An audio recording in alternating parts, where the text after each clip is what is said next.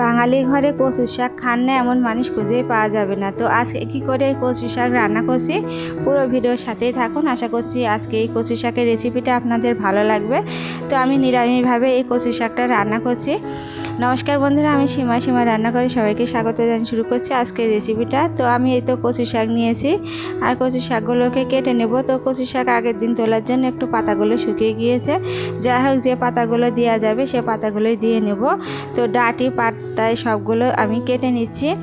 আর যে কচু শাকের যে এইগুলো থেকে যে কচু শাকটা বের হয় সেগুলো কেটে ফেলে দিতে হয়। অনেকে দেখেছি এই সব কিছু একসঙ্গে এভাবে কেটে নেয়। তো আমি একটা একটা করে দেখে পরিষ্কার করে কেটে নেব। তো এভাবে পরিষ্কার করে কচু শাকগুলো কেটে নিতে হবে, নাহলে এর ভেতরে পোকামাকড়ও থেকে যেতে পারে।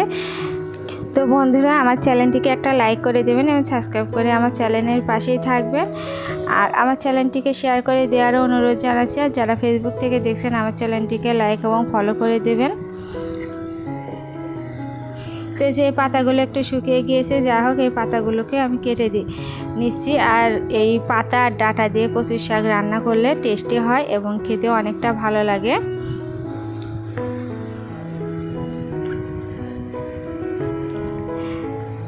তো এখানে কচু শাক রান্না করার জন্য আমি এই তো ডাল ভিজিয়ে রেখেছিলাম। তো এবারে এই ডালগুলোকে ভালো করে বেটে নেব। তো এই নিরামিষ করে এই কচু শাক রান্না করছি এই ডালের চাপড়ি দিয়ে।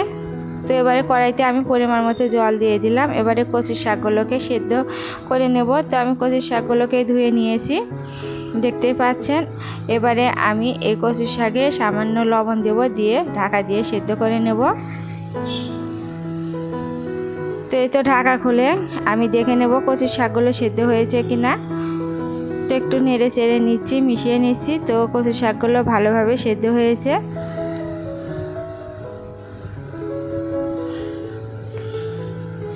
তো এবারে জল ঝরিয়ে নেব, সেই জন্য আমি এই ঝাঁকাতে কচু শাকগুলোকে ছেঁকে নিলাম।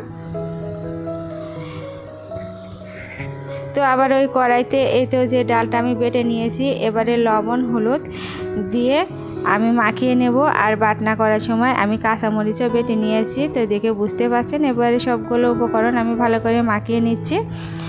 তো কড়াইতে আমি তেল দিয়ে দিলাম।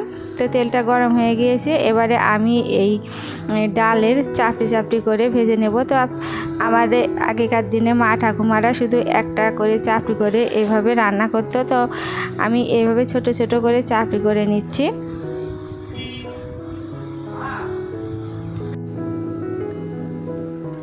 তো উল্টে পাল্টে আমি এভাবে লাল করে এই চাপড়িগুলোকে ভেজে নিলাম।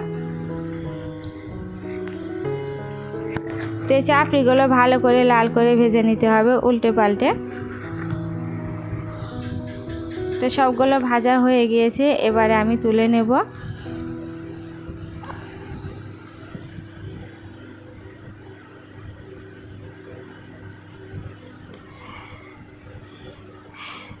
তো ওই তেলে আমি এবারে ফোড়ন দিয়ে নেব। তো ফোড়নের জন্য আমি দিয়ে নিলাম শুকনো মরিচ।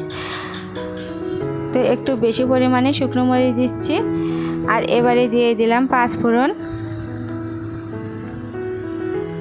তো শুকনো মরিচগুলো যখন লাল হয়ে আসবে তখন দিয়ে দিলাম পাঁচফোড়ন। তো পাঁচফোড়ন দিয়ে একটু লাল করে ভেজে নেব।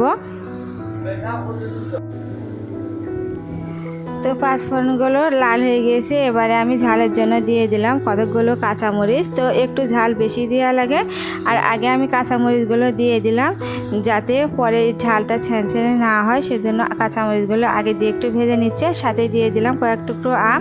আর এবারে সেদ্ধ করে রাখা কচু শাকগুলো দিয়ে দিচ্ছি। আর এবারে দিয়ে দিলাম পরিমাণ মতো লবণ আর পরিমাণ মতো হলুদ। তো এবারে নেড়ে চেড়ে আমি কিছুক্ষণ রান্না করে নেব জল শুকিয়ে যাওয়া পর্যন্ত। আর যে ভেজে রেখেছিলাম চাপড়িগুলো, সেই চাপড়িগুলো দিয়ে নিলাম। আর চাপড়িগুলো দিয়ে আমি একবারে ভেঙে নেব না, তো গোটা গোটাই থাকবে সামান্য। শুধু আমগুলো একটু গলিয়ে নিয়েছি। আর এবারে দিয়ে দিলাম স্বাদ মতো চিনি। তো চিনি দেওয়ার জন্য এর টেস্টটা সুন্দর আসবে এবং টক আছে যেহেতু এর ব্যালেন্সটা ঠিক থাকবে। তো আমার এই কচুর শাক রান্নাটা হয়ে গেছে। তো কেমন লাগছে কমেন্টে জানাবেন। আর এই তো আমি পরিবেশন করে দেখিয়ে দিচ্ছি। তো এই ছিল আমার আজকের এই রেসিপিটা কেমন লাগছে কমেন্টে জানাবেন। আর এরকম নিত্য নতুন রেসিপি পেতে অবশ্যই আমার চ্যানেলের সাথেই থাকবেন, আমাকে সাপোর্ট করবেন এবং পরবর্তী রেসিপি দেখানোর অনুরোধ জানিয়ে এখানেই বিদায় নিচ্ছি। সে পর্যন্ত সবাই ভালো থাকবেন, সুস্থ থাকবেন।